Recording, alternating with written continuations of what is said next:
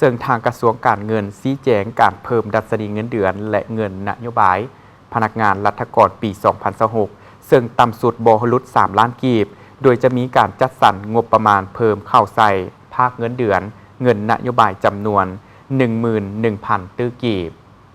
ท่านสันติภาพพรหมวิหารรัฐมนตรีกระทรวงการเงินได้ชี้แจงเกี่ยวกับนโยบายเพิ่มดัชนีเงินเดือนและนโยบายของพนักงานรัฐกรเริ่มปี 2026 เป็นต้นไปต่อกองประชุมสมัยสามัญเทื่อที่ 10 ของสภาแห่งชาติสุดที่ 9 ในตอนเช้าของวันที่ 13 พฤศจิกายน 2025 ภายใต้การเป็นประธานของท่านไสยสมพรพรหมวิหารประธานสภาแห่งชาติท่านสันติภาพพรหมวิหารกล่าวว่าระยะผ่านมาเศรษฐกิจของประเทศเฮาได้ประเสริญกับความบอบบางด้านเศรษฐกิจมหาภาคโดยเฉพาะปัญหาอัตราเงินเฟ้อและอัตราแลกเปลี่ยนซึ่งได้ส่งผลกระทบเฮ็ดให้ราคาสินค้าและค่าของชีพเพิ่มสูงขึ้นหลายเท่าและเฮ็ดให้การดำรงชีวิตการเป็นอยู่ของพนักงานรัฐกรทหารตำรวจและประชาชนได้รับผลกระทบจากสภาพดังกล่าวรัฐบาลได้มีความพยายามสูงในการแก้ไขปัญหาความยุ่งยากทางด้านเศรษฐกิจการเงินให้ผ่อนคลายลงพร้อมกันนั้นได้ค้นคว้าปรับโครงสร้างเงินเดือนเงินนโยบาย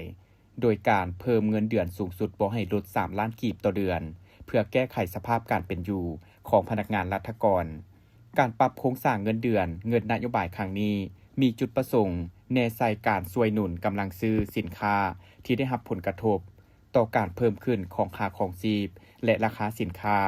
แต่บ่แม่นการกระตุ้นเฮ็ดให้เพิ่มความต้องการสมใช้สินค้าอุปโภคบริโภคที่อาจจะสร้างความกดดันเฮ็ดให้มีสภาพอัตราเงินเฟ้อเพิ่มสูงขึ้น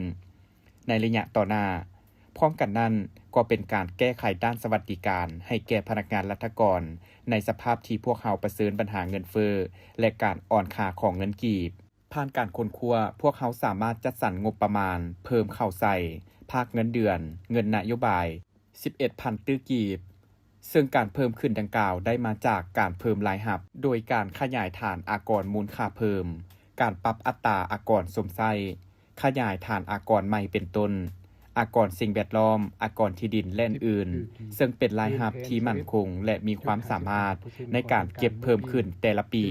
ไปคู่เคียงกับการปฏิบัติมาตรการปิดการหัวไหลด้านรายรับติดพันกับการหันเป็นทันสมัยเพื่อรับประกันมากผลของการจัดตั้งปฏิบัตินโยบายดังกล่าวอยากเรียกร้องให้ทุกขบวนการเอาใจใส่บางด้านเช่นโดยเฉพาะกระทรวงอุตสาหกรรมและการค้าต้องได้เป็นเจ้าการในการกวดกาและคุ้มครองราคาสินค้าเสบียงอาหารที่จำเป็นเอาใจใส่เผยแพร่ข้อมูลข่าวสารให้สังคมเข้าใจต่อความจำเป็นสาเหตุการปรับขึ้นเงินเดือนเงินนโยบายเพื่อให้บรรดาผู้ประกอบการพ่อค้าแม่ค้าช่วยใช้โอกาสขึ้นราคาสินค้าและสุขยุส่งเสริมการผลิตภายในให้เข้มแข็งขึ้นสามารถตอบสนองตลาดภายในให้หลายขึ้นพร้อมทั้งปรับปรุงข้อยุ่งยากต่างๆในการดำเนินธุรกิจโดยเฉพาะปัญหาต้นทุน